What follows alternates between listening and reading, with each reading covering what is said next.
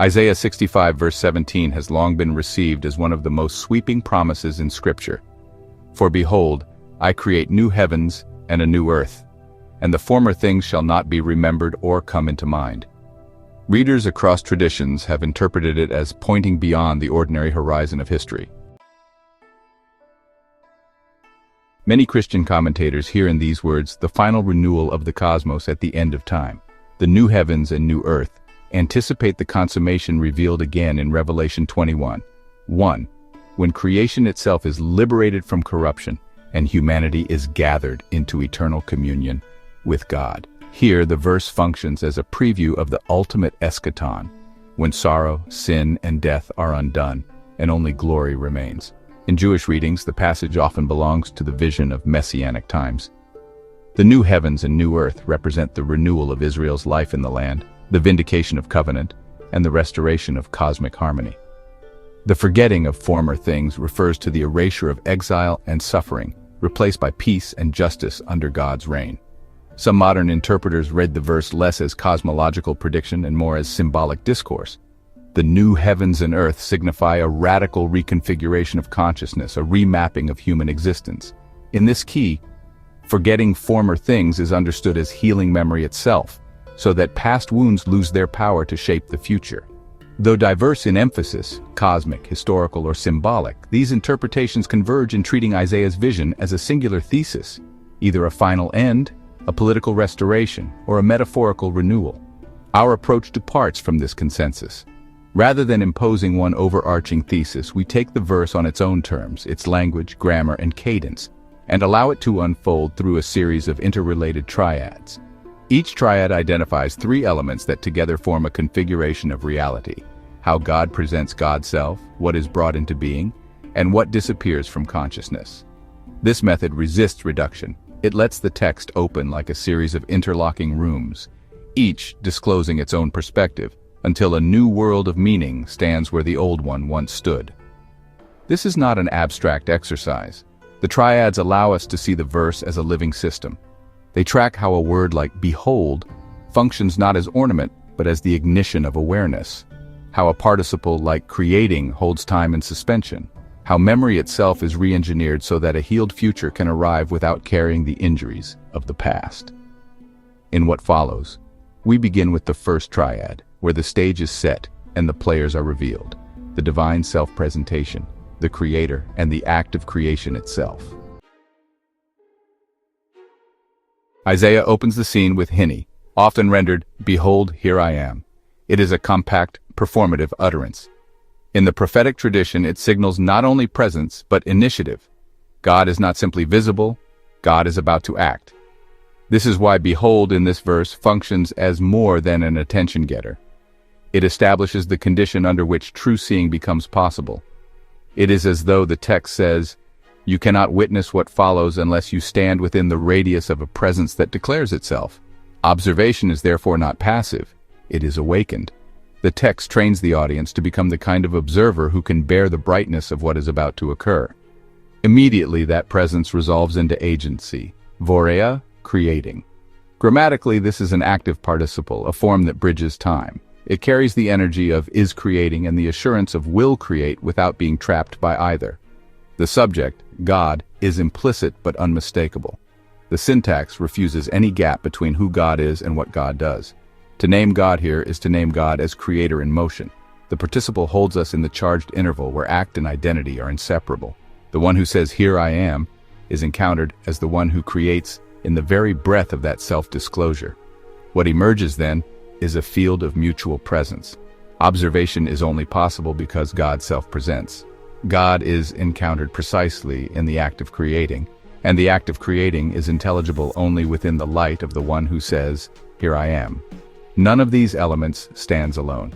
If you remove the divine self-presentation, observation collapses into mere looking and misses the event. If you remove the act of creating, God becomes an empty title untethered from the world's renewal.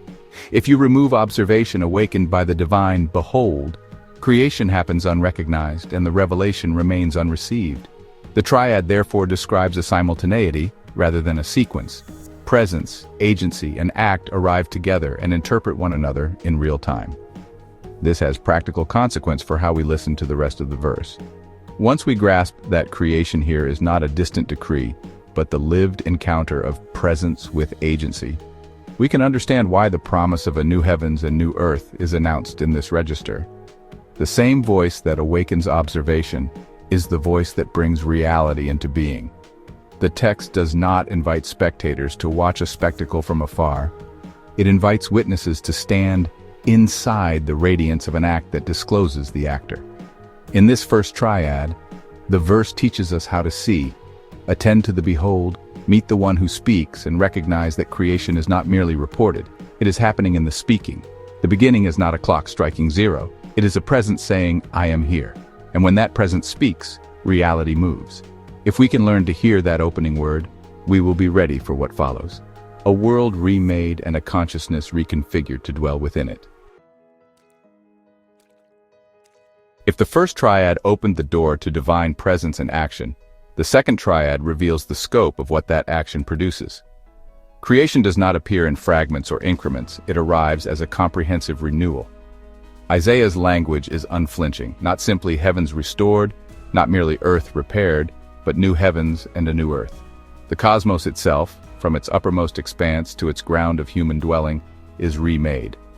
To understand what new means in this verse, we must pause and listen to the root of the word itself, chadash. Hebrew roots are compact worlds of meaning, and this one discloses the cycle at the heart of divine renewal. The first letter, het, pictures a fence, an enclosure. Its resonance is boundary and protection, but also life, for it shares kinship with Hayim, life itself. Newness, then, begins with a separation, an act of setting apart one field of existence from another. The second letter, dale, is the door. It signals passage, transition, movement from one state into another. It reminds us that the new is not conjured in isolation, but is entered like stepping through a threshold. Finally comes shin, the tooth. It signifies transformation through breaking down, consuming, and reshaping. This is the energy of change, the willingness of the old to be dismantled so that life may emerge afresh. Put together, the root chadash encodes the cycle of renewal. Boundaries are redrawn, a passageway opens, and the old is consumed so the new may live. When Isaiah speaks of new heavens, he names the cosmic sphere, the expanse of order, motion, and divine habitation. To call them new is to say that even the architecture of the stars and skies is subject to transformation. When he speaks of a new earth, he names the human sphere, the place of history, covenant, and moral drama. To call it new is to say that the ground of human life itself is reconstituted. Taken together, the phrase forms a merism, heaven and earth, as a way of saying everything. Nothing is left outside the reach of this renewal. The triadic dynamic here is one of reinforcement. Creation generates the new heavens. The new heavens imply the new earth, and the new earth circles back to confirm creation as more than an abstract act, but as a world remade. Each element validates and sustains the others. If creation truly occurs, it must be visible in the heavens. If the heavens are renewed, the earth cannot remain unchanged. If the earth is remade, creation has proven itself total. This is not a linear sequence, but a cycle of necessity. The deeper lesson hidden here is that divine transformation does not proceed by patchwork repair.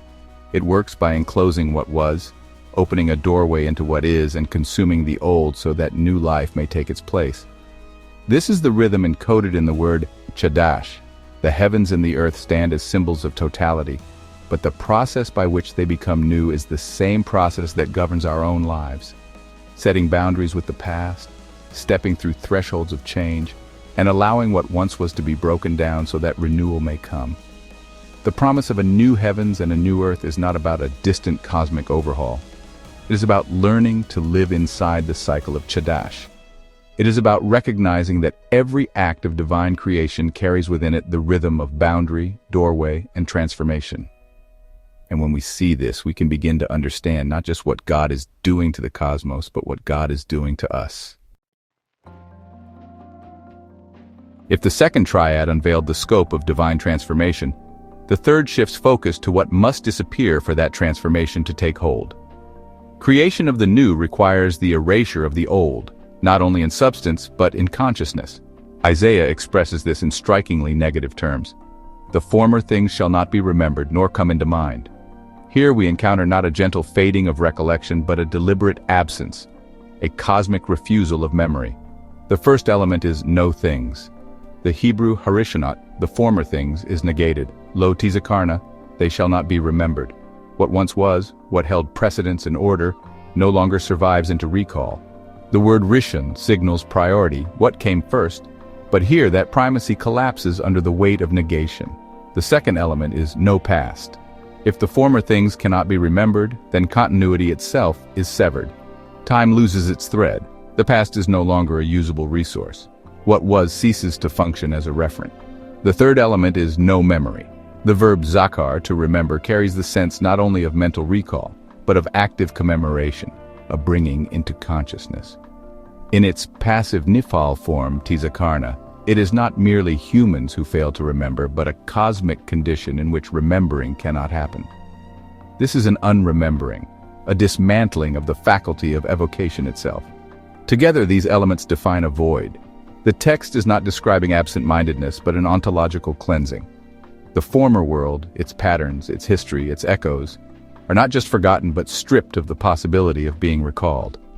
This makes space for the new creation of Triad 2 to emerge unencumbered. Without the absence of memory, the new heavens and new earth would be haunted. Instead, Isaiah imagines a world in which the ghosts cannot rise. But here lies the deeper lesson. Negation implies its opposite.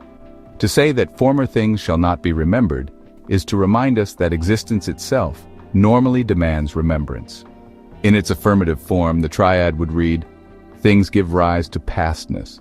Pastness inevitably generates memory. Without things, there is no memory. Existence naturally folds into time, and time insists on being recalled. Memory is not optional, it is the seal of reality. To be is to leave a trace in consciousness. The brilliance of Isaiah's vision is that it recognizes both sides at once.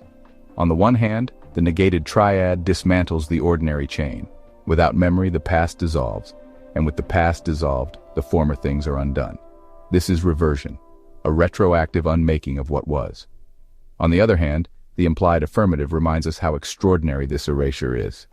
Under ordinary conditions, reality creates memory. Things insist on being remembered. What Isaiah describes, then, is nothing less than a suspension of the world's usual logic. For the new heavens and the new earth to exist, the normal chain, existence into past into memory, must be broken. Imagine a world in which trauma cannot call itself back to mind, in which grief cannot rise again to seize the heart. That is what Isaiah describes, but do not miss the radical claim beneath it. Memory is the natural echo of existence, and for God to wipe away memory is to rewire the very structure of reality. This is the cost of new creation. It is not just that the old world is gone, it is that the very capacity to relive it has been unmade. And that is the only way a future can arrive free of the weight of what came before. If the third triad dismantled memory, the fourth dismantles what follows naturally from memory connection. The verse moves from thought into affect, from the mechanics of recollection into the sphere of the heart. It is not only that the past cannot be remembered, it is that the past cannot rise into love, cannot stir the communal or emotional life of those who once bore it. What Isaiah describes here is not mere forgetfulness, but the clearing away of attachment itself. The Hebrew phrase, velo ta'alena al-lev, they shall not ascend upon the heart, is decisive. The subject they, in feminine plural, refers back to the harishonot, the former things. These things cannot ascend, cannot rise. The verb Allah, to go up, is charged with liturgical and spiritual resonance. It is the verb of offerings, of prayers, of thoughts that move upward toward God. To say that the former things cannot ascend is to say that they can no longer present themselves in the arena of devotion or deliberation. They cannot take the stage of the heart. And the heart itself, lev, in Hebrew thought, is more than feeling. It is the core of volition, the seat of wisdom, the locus of moral loyalty. If the former things cannot rise there, then no love, no devotion, no binding affection attaches to them. There is no community constituted around their memory, no people shaped by their remembrance. What was is not only forgotten but unfelt. The affective bond is severed. The community that might have been reconstituted through grief or longing is absent. In this negated form, the triad describes a retrospective unraveling. Without love, there is no people capable of communal response. Without ascension, no stirring of the heart. Love cannot take root. And though ascension might normally generate peoplehood by binding them around shared memory, here the chain is reversed. The past cannot re-emerge because the very mechanisms of affect and connection have been disabled. The emotional and spiritual infrastructure that could have revived the old world is gone. But again, the negation invites us to glimpse the implied affirmation. In its positive form, the triad would read, if people exist, then love arises. If love exists, then ascension occurs. If there are no people, ascension collapses. The natural order is that community gives rise to love, and love propels the upward movement of thought, devotion, and prayer. The heart becomes the medium where human presence and transcendent connection coalesce. In this light, love is not merely an emotion but an ontological force. It is what grants reality to both community and transcendence. Isaiah's negation, then, is profound precisely because it runs against the grain of this natural order. Ordinarily, people remember, love, and allow memory to rise into devotion.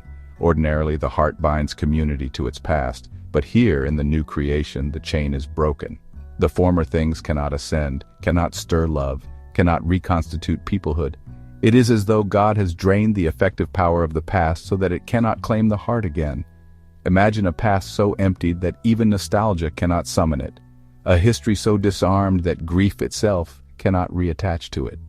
That is what Isaiah envisions. The absence of connection is not a loss but a gift. Only when the old loves are unmade can new loves be born. Only when the former bonds cannot reform can a new community emerge around a new creation. In this triad, the text insists that the clearing of the heart is the necessary precondition for its renewal. By the time we reach the fifth triad, Isaiah's vision has already unfolded in sweeping gestures. We have seen the act of creation arise out of divine self-presentation. We have watched new heavens and new earth replace the old order. We have witnessed the negation of memory and the disarming of emotional attachment to the past.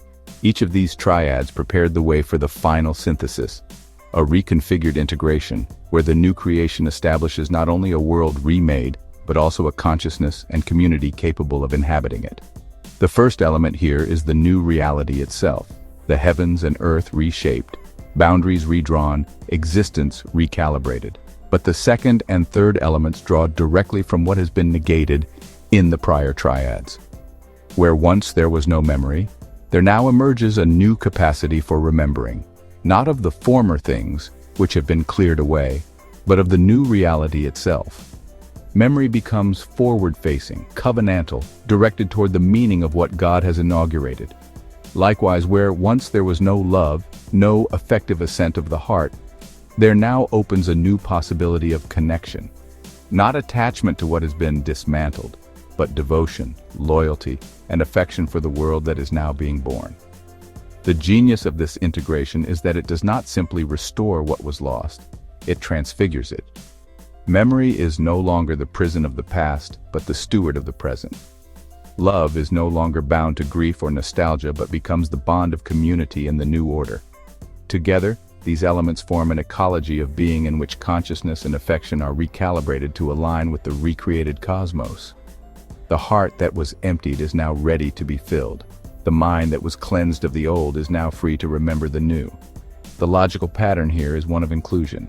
New realities open the possibility of new memory. New memory generates the field of new connections, and connection, in turn, feeds back into both memory and reality, reinforcing them, interpreting them, deepening them.